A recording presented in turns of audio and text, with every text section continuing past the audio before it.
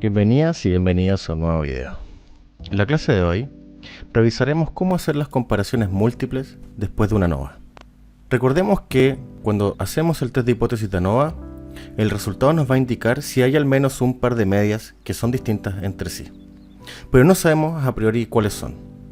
La gracia de las comparaciones múltiples es poder determinar cuál es el par de medias que es diferente entre sí. Entonces en la clase de hoy vamos a hacer dos cosas: identificar los grupos y graficarlos. Entonces, como siempre, vamos a cargar las librerías, vamos a importar la base de datos y recordemos que tenemos las estaturas de 3 países: Chile, Colombia y Noruega. En el ANOVA habíamos visto que era significativo, es decir, hay al menos un par de medias diferentes entre sí, pero no sabemos cuáles. Para poder determinar cuáles son, debemos utilizar el análisis post-hoc de 2K. Hay que aplicar básicamente el 2K HSD al objeto de ANOVA que nosotros guardamos. Ahora fíjense que cuando nosotros vemos que hay aquí, nos aparece esta tablita. La columna diff se refiere a la diferencia de las medias, a esta resta que nosotros conversamos en clases anteriores. Entonces, la resta entre las medias de Colombia y Chile es esto. La resta entre Noruega y Chile es esto.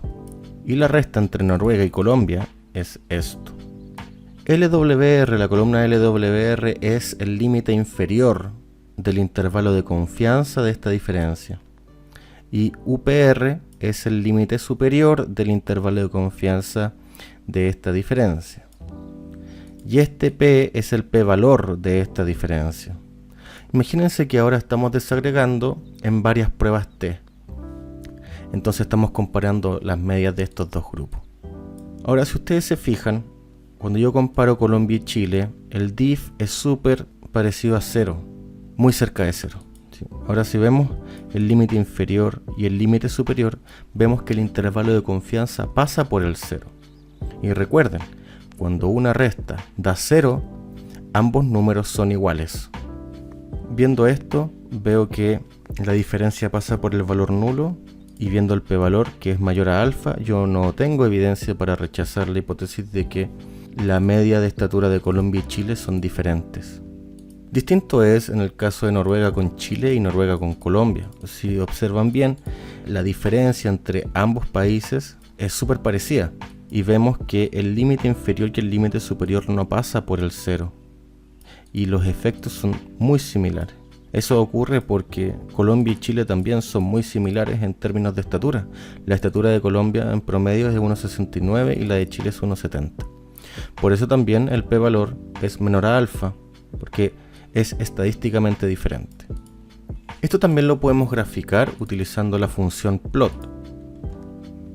Podemos observar aquí los grupos Colombia-Chile, Noruega-Chile y Noruega-Colombia. Esta línea que ustedes ven, la línea punteada, representa el 0 o el valor nulo, y podemos ver qué intervalo de confianza pasa por el valor nulo de una forma mucho más sencilla. Y aquí nos damos cuenta inmediatamente que el único intervalo que pasa por el valor nulo es Colombia y Chile. Por lo tanto, Colombia y Chile son estadísticamente iguales, mientras que Noruega es estadísticamente diferente tanto a Chile como a Colombia. En el caso de la ANOVA robusto es un poco más complicado de hacer esto, porque hay que hacerlo de forma manual.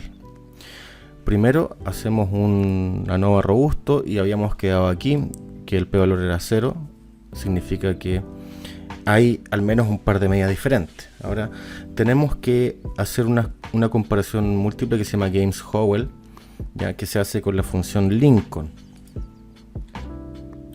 Ahora, esto que ustedes ven aquí, que es súper parecido a lo que habíamos visto anteriormente, ¿cierto? Es la misma lógica. Esta es la diferencia, este es el límite inferior del intervalo, el límite superior del intervalo y el p-valor. Pero para graficar esto, tenemos que transformar esto en un data frame y luego graficarlo con ggplot, que ahí es donde está lo complejo. No puedo aplicar directamente el plot en el James-Howell. Si quieren lo intentamos. Plot gh y me da un error.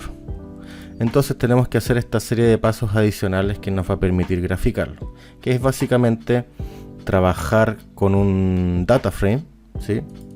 Transformar esto en un data frame, que sería esto que ustedes ven aquí.